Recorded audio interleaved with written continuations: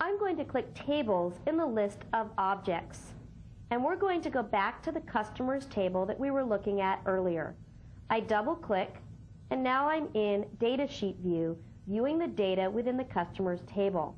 We're going to talk about the various ways that I can navigate about while I'm within Datasheet view. One of the most basic things that I can do is move from record to record. Notice at the bottom we have some navigation tools. If I click the right arrow, that allows me to navigate to the next record, one record at a time. If I go over to the left arrow, I can navigate to each previous record. So next, next, next, and previous, previous, previous. If I want to go to the very last record within the table, I click the arrow with the line to the right of it. And notice I'm taken to the very last record.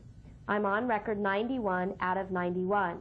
If I click the left arrow with the line to the left of it, I move to the very first record in the table. Notice that I'm now on record 1 out of 91. I can also type in a particular record number, such as 20. And when I press Enter, I'm taken to that record. So that's another option that allows me to select the record that I want to move to. You might wonder what this tool right here does. This tool in our navigation buttons takes me to a brand new record where I can enter data for a brand new record. We're going to be covering that a little bit later. But let's continue on right now, learning how to view and navigate about your table data, because you're not limited to these navigation buttons right down here. I can also tap my down arrow to move down a record at a time, or my up arrow to move up a record at a time. I can use my page down key to move down a page of data or screen of data at a time, and page up to move up a page or screen at a time. Now, the reason why I say a page or a screen, it's because the amount of records you're going to move down is going to vary depending upon everything from the size of the font to the size of the window itself. If I want to move from field to field, I can use my right arrow to move a field to the right at a time, and my left arrow to move a field to the left at a time.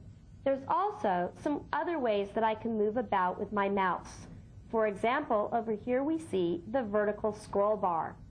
I can click and drag the scroll box downward, and notice that I get a little indicator letting me know what record I'll be on if I let go. So right now, if I let go, I'll be on record 25 out of 91.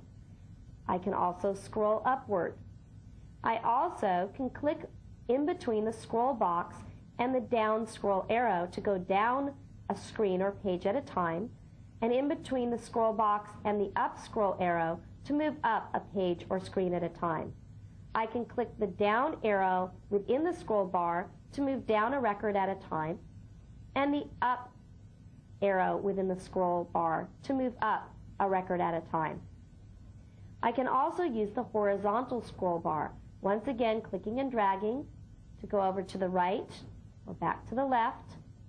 I can click in between the scroll box and the right arrow to move over a screen at a time to the right, and I can click between the scroll box and the left scroll arrow to move over a screen at a time to the left. And I can click my right arrow to move over a field at a time to the right, or my left arrow to move a field at a time to the left. So now you've seen how I can easily navigate about existing data. One more thing I want to show you before we move on. You might wonder what these plus signs are right over here. This is brand new to Access 2000. These plus signs allow you to view your data hierarchically. If I click the plus sign to the left of this first customer, notice that now I'm viewing what's called a sub-data sheet. I'm actually viewing the orders available for that particular customer. Notice that within the orders we also have plus signs, and this indicates that our orders have order detail items that are associated with them. If I click this plus sign for order 10702, I can see the products that were ordered within that particular order. So aniseed syrup and this lacquerlic lorry were both ordered, but within this order 10702. If I want to view what was ordered within 10692, I click this plus sign, and we can see that veggie spread was ordered. I can entirely collapse this customer again by clicking the minus sign, and I can come down to around the horn and click the plus sign to view all of their orders, and then again hone in on a particular order, viewing the products that were placed within that order. I can very easily collapse and expand my data to view whatever data I need to look at a particular moment in time.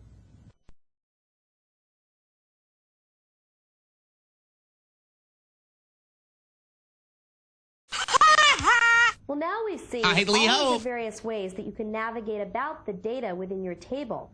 Let's take a look at how you can edit that data. If I want to change this company name so that it reads Alfred's Furniture, I can click and drag to highlight Futtergeist, and I can change it to Furniture. So you can see that I can highlight text just as I would within a word processor and replace that text.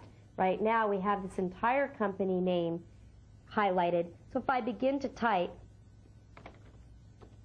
this is the new company name, you can see that the original company name was replaced with the new company name.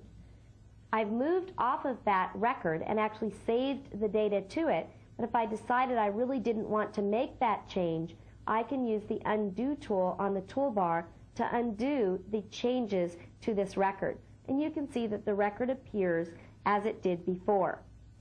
So we've seen how to replace existing data. I can also click at the end of an entry and I can begin typing. And you can see that I've actually added on to that text.